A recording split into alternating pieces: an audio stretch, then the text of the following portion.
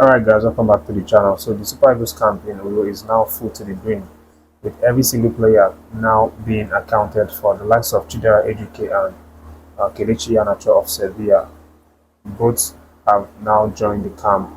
They're actually the last two players to join the camp to make it 23 players in total.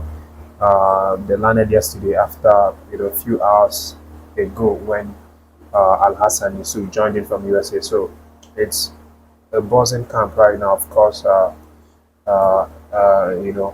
Ngwava is going to definitely be happy to have all of his players available to to start proper trainings. But despite that, they already had trainings day before yesterday, which was the second day after the camp opening. So everything is on point. And yesterday, it felt like what they did for the most part was media briefing, whereby we saw a number of our players actually spend time with the media, different journalists who came to cover their training and the match. And a number of them talked about some things that are also important. For example, the likes of EKONG talked about his role as a captain or as the assistant captain for this team. EKONG obviously talked about the fact that he is not the main captain, that the main captain still remains MUSA, who is not with the squad. And he also talked briefly about the fact that MUSA has now decided to return back to playing football professionally with his move to NPFL club side Kano Pillars. Of course, you recall that Musa joined Kano Pillars a few days ago after not being able to play football professionally for several months. And that was obviously announced by the Kano Pillar coach. And then last weekend, we saw him make his third debut for the club, and he actually did wonders for that game, scoring 2 goals and almost getting a hat-trick, if not that he missed a penalty in the 70th minute.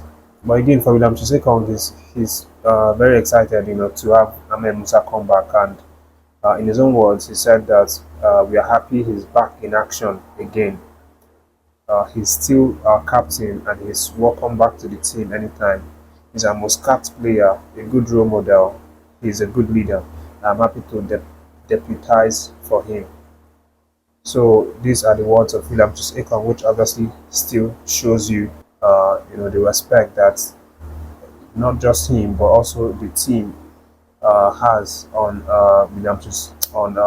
Ahmed Musa, despite not being included in the squad.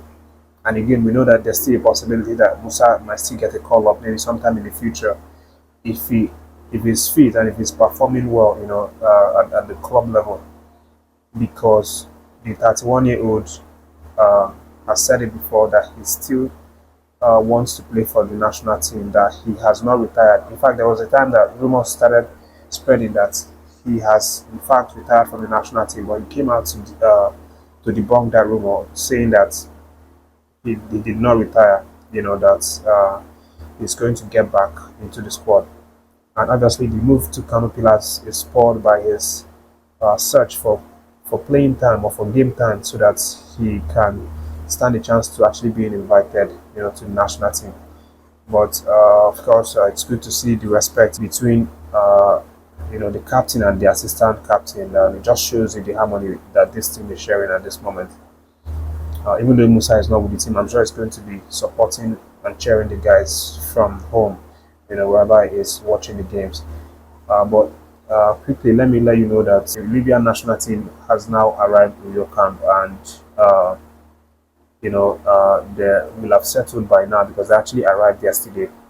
But reports coming in is saying that they actually had to struggle through their trip when they landed Nigeria, that they were held up due to some series of delay and checks. After their arrival in Lagos, there was a rumor that they were stranded at some point and had to undergo some series of delays and things like that, which the team has now obviously spoken out that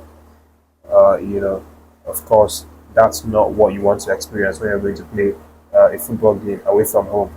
But it's good thing to know right now that the team has finally sorted their way and are already in Uyo preparing for that one. So the game is still going to be played on Saturday, as you know, and the time is 5 p.m.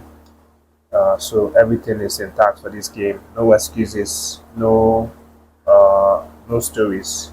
It's just full focus right now, from the boys, and hopefully we get to see them get the results. And for today, I'm expecting them to do some more trainings, because yesterday was, as I said, mostly media day where we had the players and the coaching staff dedicate their time answering media questions and things like that. But we'll see more trainings today, hopefully, and I'll let you know about the updates regarding that one.